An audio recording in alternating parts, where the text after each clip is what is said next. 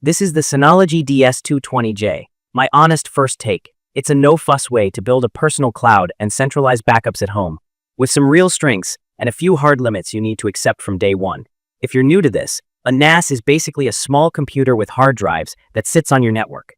You use it to store files, back up your devices, stream media, and access your stuff remotely without paying monthly cloud fees. The DS220j is a 2-bay model, so you can install 1 or 2 drives. With 2 drives, you can mirror your data, RAID 1 or Synology Hybrid RAID, so a single drive failure doesn't wipe you out.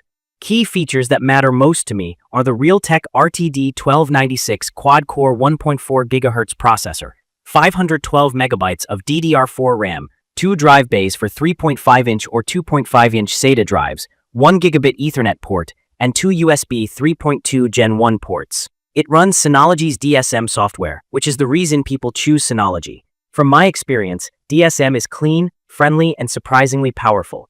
I set up users, shared folders, and remote access in a few clicks, and I didn't have to fight with confusing menus. It felt like a well-made web app, instead of a clunky appliance interface. The physical setup is where the budget DNA shows. I had to remove 2 screws on the back, slide the case apart, and mount the drives with screws. The 2 bays are stacked, and if the bottom drive needs replacing later, I have to pull the top drive first. It's not hot swappable. That sounds minor until a drive dies and I'm scheduling downtime. It's fine for a home box that you won't touch often, but I wouldn't want to be doing drive swaps on this design regularly. On performance, I got the classic gigabit experience when the system wasn't busy. Large file copies to and from my computer hit around 110 to 112 megabytes per second, which basically maxes out 1 gigabyte E. That's great for photos, documents, and home videos. The story changes when DSM is doing heavier background tasks. While it was indexing a big photo library, I saw write speeds dip to 30 to 40 megabytes per second, and sometimes worse.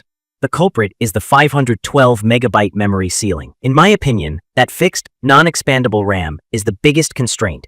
DSM itself feels snappy, but memory-hungry apps will remind you this is an entry-level box. Synology Photos is a good example. I love the idea. Upload your family photos, get face recognition, and browse everything neatly.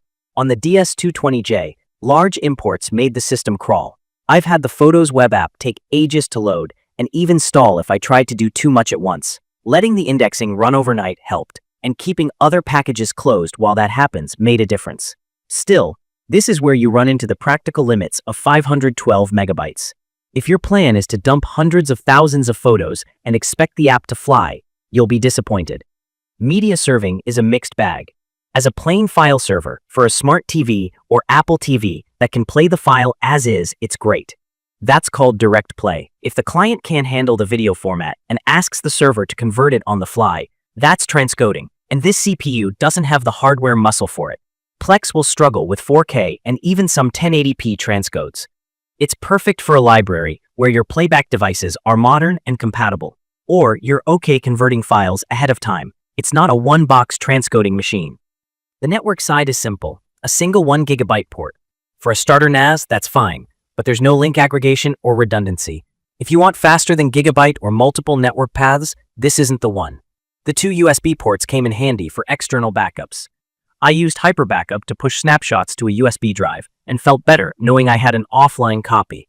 For me, that's the biggest upgrade over tossing files on random USB sticks. Centralize on the DS220j. Then back the DS220j up to a separate drive, and you're covered for human mistakes and disk failures.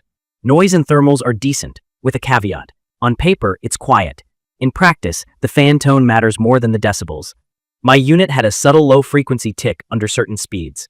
I cleaned dust, reseated the fan cable, and tightened screws, which helped a bit.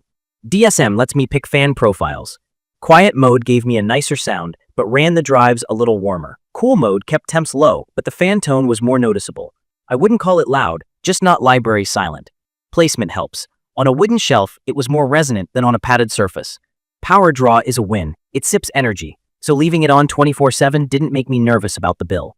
That makes automated backups realistic. I set my laptops to push to the NAS at night, and my phone backed up photos using Synology's mobile app. Waking up to fresh backups without thinking about it is kind of the whole point of a home NAS. Security and access were straightforward. I turned on HTTPS, set strong passwords, and used the built-in firewall and auto-block features. Quick Connect made remote access simple without messing with my router. SMB file sharing worked right away with both Windows and Mac OS. If you're brand new, SMB is the standard way computers share folders over a network. There are missing features you should know about. There's no Docker support here, so if you're dreaming of running containers and lots of third-party services, look elsewhere. Memory is not upgradable. There's no hardware video transcoding. These aren't oversights. They're the reason this model is priced where it is. From my experience, the best way to use the DS220j is to keep it focused. File storage and sharing, Time Machine or Windows backups, Synology Drive for syncing docs, Hyper Backup for extra safety, and light photo hosting if you pace imports. In that role, it's reliable and friendly. The moment you load it with half the package center or try to be a Plex powerhouse, it will push back. It's perfect for a first NAS, a family photo and document hub, students who want a central backup box, and anyone leaving paid cloud storage to take ownership of their files.